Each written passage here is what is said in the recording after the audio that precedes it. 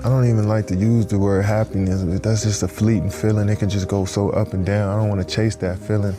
It's just not an efficient way for me to live. I feel like just having peace and simply just enjoying being alive every day is the best place for me to be. You know, I don't want to be happy and sad. Like, I don't even want to have to go through that. I just want to just kind of float through life. I experience so much. I just want to take on every experience for what it is and enjoy it in the moment, you know? So I don't want to chase happiness. Just try to stay even.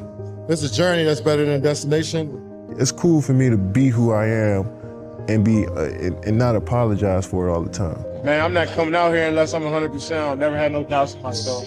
I feel like I'm the best player in the world. I mean, I feel as though at each spot, even in high school, my game was growing so fast. I need to be in a different environment to see how farther I can go. Just try to approach it in an everyday manner and, you know, try to take it a day at a time. You know, I'm not planning to do anything. I'm just gonna be myself.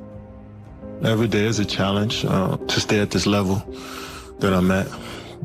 So I never looked at me switching teams as a new challenge. Every day I wake up, I gotta fight against that standard I set for myself. I felt like it was a time for a change. That was never my mentality ever, always to win the game. And, you know, I appreciated people like respecting my game, but I was like, I wanted more for myself. When I dive into something like that, with that level of focus, I don't want to be anywhere else in life. That's the most enjoyable experience I ever had after that first one. Try not to compare. I just each stop along the journey has been, I don't know, it's just been tailor-made for the moment, I guess. You know, been learning a lot so far as a player up until this point. So I think I'm starting to put everything together out there on both sides of the ball, and I'm not looking at points or shots that I get up. It's just how focused I am at each possession. At one gym, I might be the best. At another gym, another guy might be the best. But it's just like, it's millions of gyms around the world, and this conversation is gonna always keep happening, and nobody's gonna get the title outright. So it's no need for me to even think about it. But I know what I bring to the sport. I know what I bring to the culture of the sport. And I feel like I'm accepted by all the real ones in the game, you know what I'm saying? So that's really all that matters. I get that respect, and that's what I've been playing for. Yeah, life is crazy. You know, you can be on that high so fast, and then in a matter of seconds, you go back down. I'm grateful for it. It's tough that I had to go through it, but I'm also grateful that I can experience it, because down the line, I can be able to speak on how much it helped me as a player and a person. I went through some adversity, but that's a part of life. That's a part of this journey, and I knew it. It was tough, don't get me wrong, but I never wanted to quit. I never thought I got worse as a player. I never thought that, so I wouldn't say it was a low. I just thought I hit some adversity, hit a couple bumps. And the way I was raised, the way my mom raised me, my brother and my dad, they keep fighting through. And I just tried to take that and apply it to my everyday life. We were stacked. The odds were stacked against us. Single parent with 2 boys. By the time we were 21 years old, everybody told us we weren't supposed to be here. We moved from apartment to apartment by ourselves.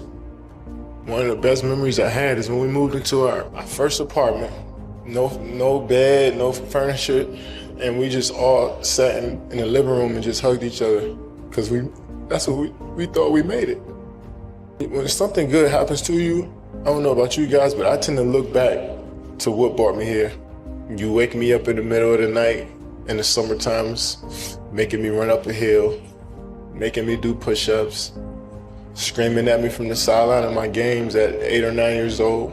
We wasn't supposed to be here. You made us believe. You kept us off the street, put clothes on our backs, food on the table. When you didn't eat, you made sure we ate. You went to sleep hungry. You sacrificed for us. You the real MVP. Yeah, family first. Communication is key. I'd like to thank God for changing my life and let me really realize what life is all about. Basketball is just a platform in order for me to inspire people. And I realized that so many people believed in me when I didn't believe in myself. So many people doubted me and motivated me every single day to be who I am. I failed so many times and got back up. I've been through the toughest times with my family, but I'm still standing. When you got people behind you, you can do whatever. At the end of the day, I just focus on being the best that I can be and adding it to the group, wherever. That's the most important time, like personal time in the gym. You know, you spend a lot of time with your teammates and working through schemes and trying to be a great team. And sometimes you can lose sight of you as an individual trying to do all of that stuff. So when you're in the gym and focusing on your craft and your skills and how you can be your best to bring to the team, I think that's what the game is to me. You know, because we're all individuals trying to bring something special to a group. We're here for a reason.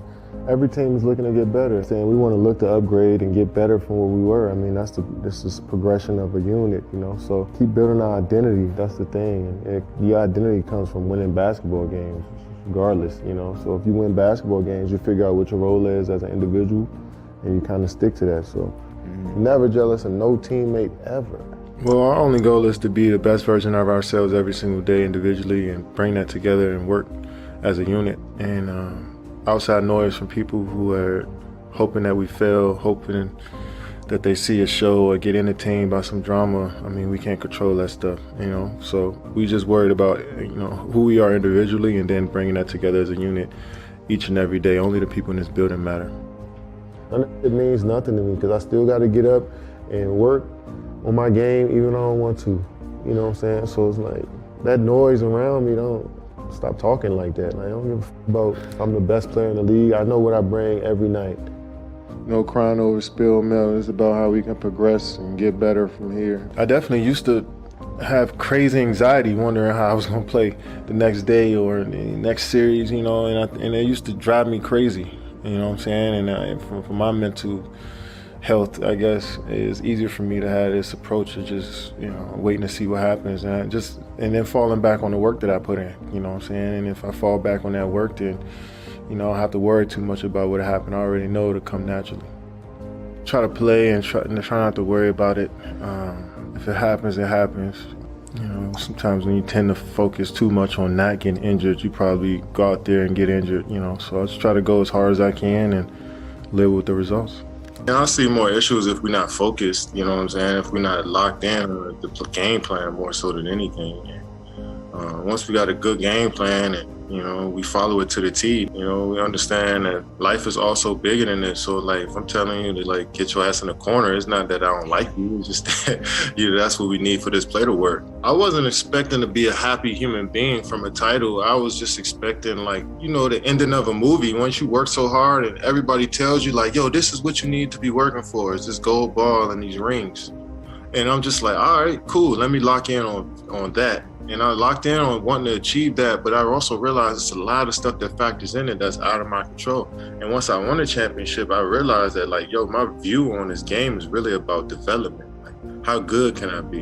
You know, I was just thinking like that, man. So to hear all of this stuff about I had ulterior motives and I was selfish, and I was just like, man, that hurt more than anything. And I was really opening myself up and trying to build relationships with everybody there. So it felt like a slap in the face, but, you know, then a certain side of me is like, well, I'm supposed to expect that. Like, I don't expect these people to be my friends. Yeah. Like, that was my fault at the end of the day. So I shouldn't have opened up that much. I shouldn't have expected them to be, you know, cool and quote and be friends with me or to do right by me. You know what I'm saying? So yeah, I felt like, yeah, of course I felt hurt from it, but you know, it's a lesson learned. Kevin Durant's favorite quote is, "Hard work beats talent when talent fails to work hard."